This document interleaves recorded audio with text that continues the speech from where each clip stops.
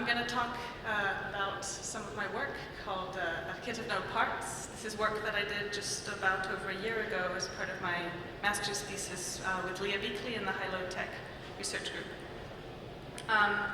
So the work was inspired, as the name kind of hints at, by how we currently build electronics. So currently electronics are very much influenced by a kit of parts approach to building components, functionality, or packaged in discrete components. And when we think about using a resistor, we think about the standardized component. When we think about making a connection, we think about drawing a trace on a PCB or soldering a wire from A to B.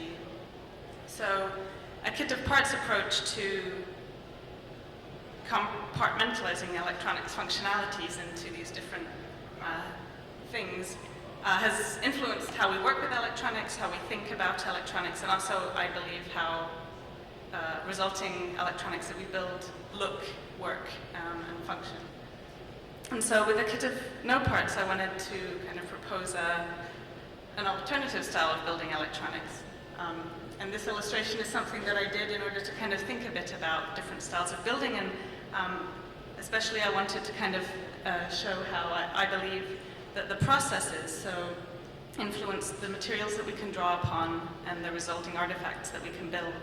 And so in industry, the process is very much streamlined towards repeatability, ease of assembly, and efficiency. And so the materials we draw upon there are already kind of select and standardized. They need to fit to this process, and the results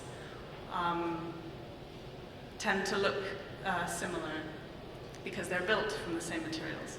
And even kits, even though they allow us to iterate and through different ideas and come up with our unique designs, ultimately they constrain us in what we can build because of the parts that they are made up of. And so as another style of building, I think I kind of illustrated a craft approach as a kind of individual and flexible approach to working with materials that allows us to draw upon a great diversity of different materials, because in this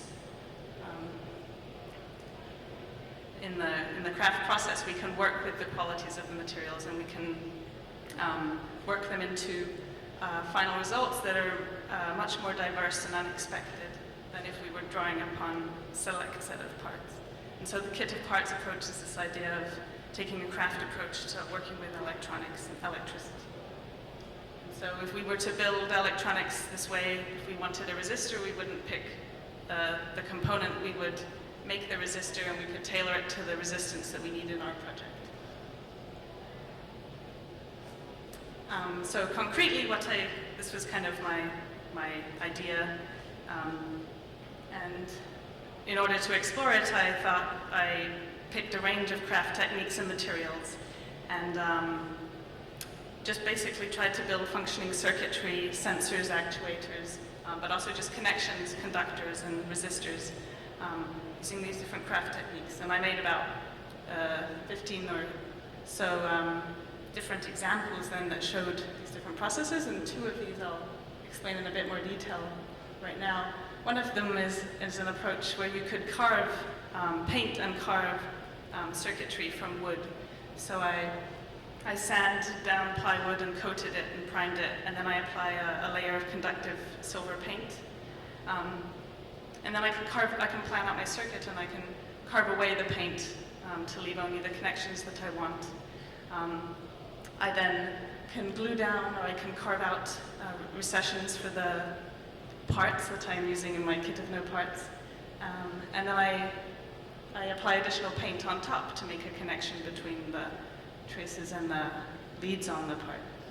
And so while it seems even contradictory to myself that in this kit of no parts I'm drawing upon parts, it's not really a contradiction in the sense that I think of the kit of parts is it's the system that's constraining us. It's not the individual part by itself and how we can creatively use it, but it's this idea of we start to be like, if I want to connect something, this is the one way to do it, and this has to work with this. So actually taking a part out of its system forces you to work creatively. How do I connect to the leads of a component that's been standardized for a certain system? So I do use parts, especially to kind of show how some things can function.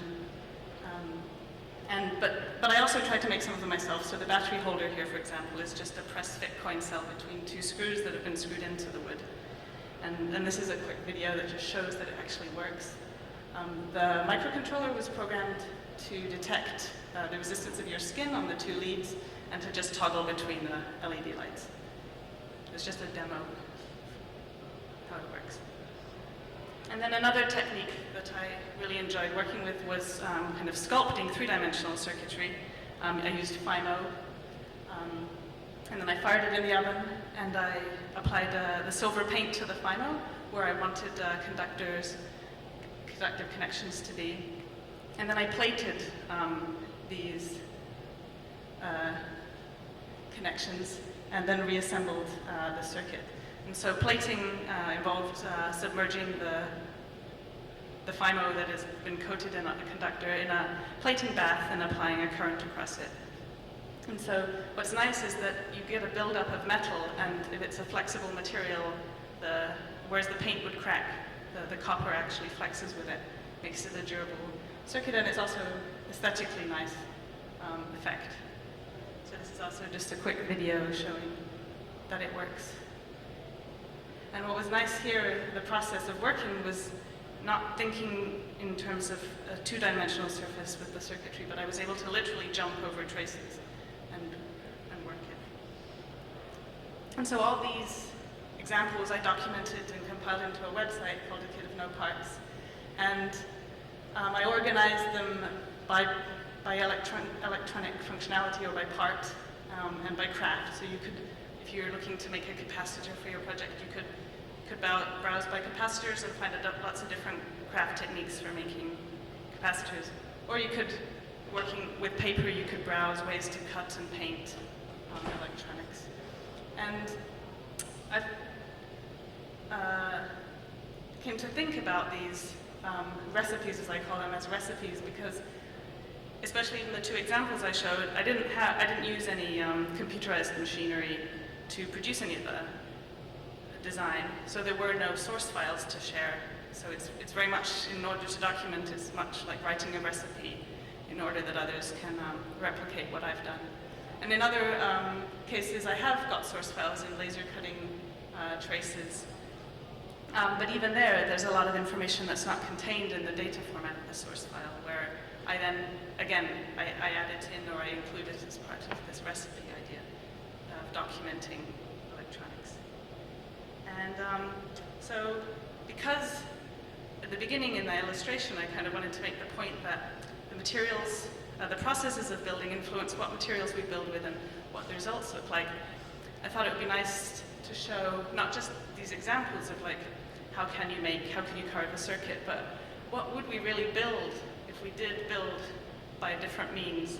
And so these are two very recent projects that I've done in the last 2 months together with my collaborator Mika Satomi. And I think they're nice examples to show what we might build if we built with this craft approach. So the first was part of the Techno-Central exhibition that Valerie talked about. It's called The Crying Dress. And we imagined ourselves in the future where electronics had become expensive because the raw materials had become rare. And so instead of mass-produced devices, rich people could commission their own custom electronics. And so in this future, what would a rich person commission or a wealthy or powerful person commission as something very custom to themselves? And we thought that maybe a rich husband who knew he was going to die and wanted his wife to be accompanied in her sorrow and time of mourning would commission a funeral gown that would cry with her. And so we embroidered circuitry we designed a funeral gown and tailored it and sewed it. And then we embroidered the electronics onto the gown, and we made our own speaker coils by embroidering them, and our own sensors on the skirt that detect the tears that fall from a headpiece onto the skirt. And this is a not so great video, but it shows a bit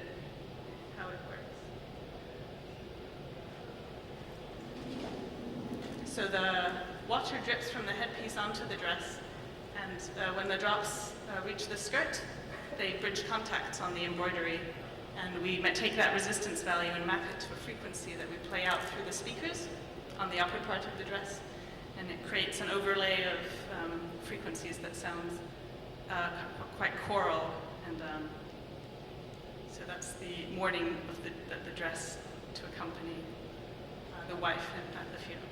And then there was just this last project that I'll just quickly skip through. I was at a textile university in Sweden, and we were looking to design our own conductive fabrics, because if you, just skip the video, but if you buy conductive fabrics today commercially, they're very plain. They're basically metallized lycras and Teflon and tent materials. And so we thought, what if we were making them ourselves, and we wanted to look at design aesthetics and also the craft of weaving. So we learned how to weave and wove some conductive textiles. So that is the end. And I have demos over at the demo session if you're interested to see any of the work that I've shown in the slides.